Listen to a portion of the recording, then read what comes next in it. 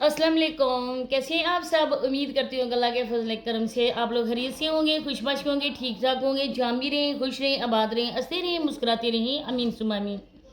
काफ़ी टाइम पहले मुझे मेरी कुछ बहनों ने कमेंट किए थे और इंस्टा पे रब्ता भी करके कहा था कि सिस्टर आप इस बंदे पर वीडियोस बनाएं क्योंकि ये अब हद से ज़्यादा बढ़ रहा है, ना शुक्र ही कर रहा है। क्योंकि अल्लाह पाक ने इतना नवाजा, चले भीख से ही सही, लेकिन अल्लाह पाक किसी बंदे को वसीला तो बनाते हैं ना। तो इंसान को ये करना चाहिए कि अल्लाह पाक के दिए हुए पे कनात करनी चाहिए, खुश होना चाहिए, अल्लाह पाक का हर हाल में शुक्र अदा करना चाहिए। जिस हाल में खुदा रखे बोलना चाहिए कि शुक्र अल्हम्दुलिल्लाह। लेकिन नहीं, क्योंकि ये जल्ला अरई वाले जो है ना, इन लोगों को भीख की आदत पड़ चुकी है। अब लोगों ने इनको एक किस्म का डिजिटल बना दिया है, बकारी।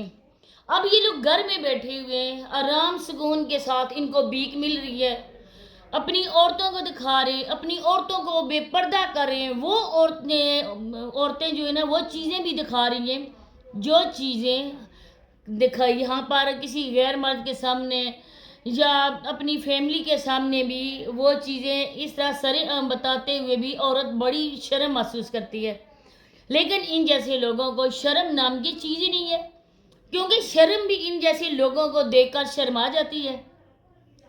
तो वीडियो बहुत ज़्यादा ख़ास है क्योंकि आज हम अदनान और फौजिया पे बात करना चाहते हैं। आप लोगों के कहने पर ही मैं ये वीडियो बना रही हूँ, तो आप लोगों से उम्मीद है कि वीडियो को आप लोग एंड तक वॉच करोगे। चैनल पे फर्स्ट टाइम आए, चैनल को सब्सक्राइब भी करें, लाइक करें, शेयर करें और बेल आइकन को ऑल के ऑप्शन पे लाजमी प्रेस कर दें।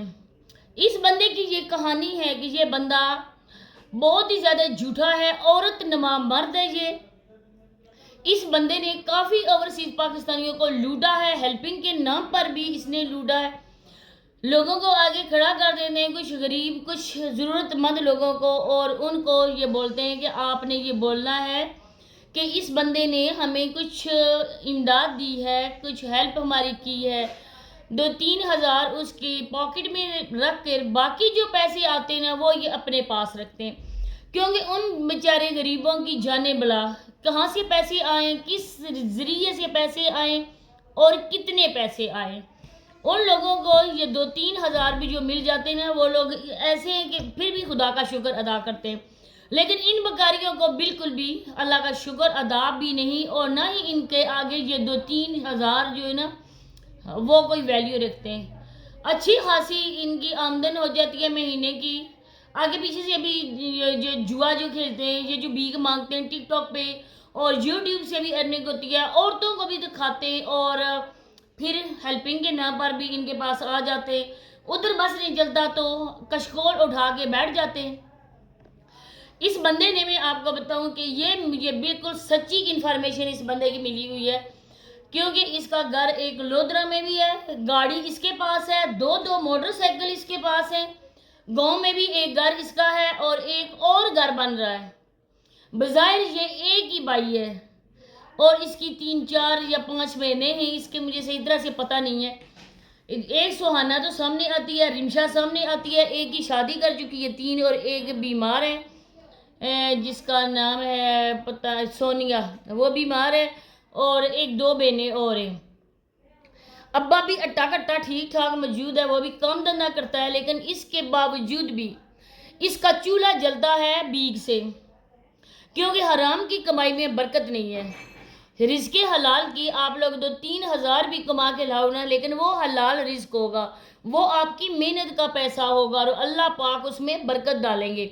लेकिन इन जैसे घटिया तरीन लोगों को ना इस चीज़ का बिल्कुल भी एहसास नहीं है। अब मैं आपको बताऊं कि मौत का मकाम है, मरने का मकाम है एक औरत के लिए। जिस औरत को उसका अपना बंदा ही, जिसकी वो इज्जत है, उसी की इज्जत को वो सरेआम नीलाम कर रहा है, लेकिन वो औरत बड़ी खुशी के साथ बर्बाद हो रही है, खुद की इज्जत को बड़ी खुशी के साथ नीलाम कर रही है। फौजिया का मैं आपको बताऊं, इतना बड़ा पेड़ लेकर हम औरतें भी शर्मा जाती हैं। यकीन करें बाखुदा मुझे भी बहुत शर्म आती है। मैंने तो इसकी वीडियोस देखना ही छोड़ दी थी, मैंने कभी इसके व्लॉग्स नहीं देखते। जब कोई बहन भाई आके कहते हैं कि सिस्टर आप उस पर बात करें, उन्होंने आजकल इतना कुछ किया हुआ है, आप लोग क्यों नहीं बात कर रहे, تب مجھے بات کرنا پڑتی ہے، تب جا کے میں ان کی ویڈیوز کو دیکھتی ہوں. تو بہت ہی زیادہ دکھ اور شرم کی بات ہے کہ اس جیسے بندے کو کوئی شرم نہیں ہے. گھر بن چکا ہے، ڈبل سٹوری گھر ہے شہر میں، بہن کی شادی اس نے اتنی دھوم دھام سے کی ہے کہ آپ کسی بھی بندے سے، اس کے گاؤں والے سے پوچھ سکتے ہیں کہ اس نے اپنی بہن کی شادی ایسے کی ہے جیسے ایک بھائی کی شادی کی جاتی ہے. اور وہ پیسہ کہاں سے آیا؟ وہ آیا لوگوں سے. وہ پیسہ حقداروں کو نہیں ملا بلکہ اس جیسے بھیک والے کو مل چکا ہے. اب دیکھیں کہ کل جو ویڈیو آئی ہے، جس ویڈیو کے لیے مجھے بہت ہی زیادہ کہا گیا ہے کہ اس پہ آپ بات کریں، وہ ویڈیو ہے کہ رپورٹ بھی دکھائی جا رہی تھی، وہ ڈیٹ بھی بتائی جا رہی تھی، اور جو فوزیہ میڈم ہے نا وہ A to Z ساری باتیں بتا رہی تھیں. فلاں ڈاکٹر نے ہمیں ڈیٹ دی ہے اور ڈوب کے مر جاؤ مر جاؤ. میں کہتی ہوں ساری عورتوں کو بے پردہ کرنے والے کوئی اچھا سا دین دیکھو، کوئی اچھی سی گڑی دیکھو، کھالے کا پانی بہتا ہے، ادھر نہر کا پانی بہتا ہے، اسی میں ڈوب کے مر جاؤ، کچھ تو دنیا سے گند صاف ہوگا نا. لیکن ان لوگوں کو عادت پڑ چکی ہے.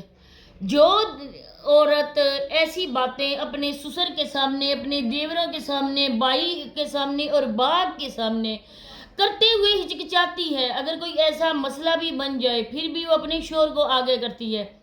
آپ یہ بات بتائیں. لیکن آج وہ عورت سر عام اپنی پریگنسی کی ڈیٹ لوگوں کو بتائی جا رہی ہے، صرف اور صرف ان چند پیسوں کی خاطر. بڑی بڑیاں کہتی تھی نا کہ جو عورت پریگننٹ ہوتی ہے اس نے موت کی ایک گٹھڑی اٹھائی ہوتی ہے. اس عورت کو یہ اس کو پتہ نہیں ہوتا ہے کہ میں نے اس جو پیریڈ ہے نا اسے زندہ اٹھ کے آنا ہے یا میری اس میں سے موت واقع ہو جائے گی. لیکن اس عورت کو بالکل بھی اس بات کا احساس نہیں ہے. اور تو اور سونے پر سہاگا جو عورت کنواری ہے، جو سہانا میڈم، وہ والی باتیں شیئر کی جا رہی تھی جب ہادی کی بار کیا ہوا تھا.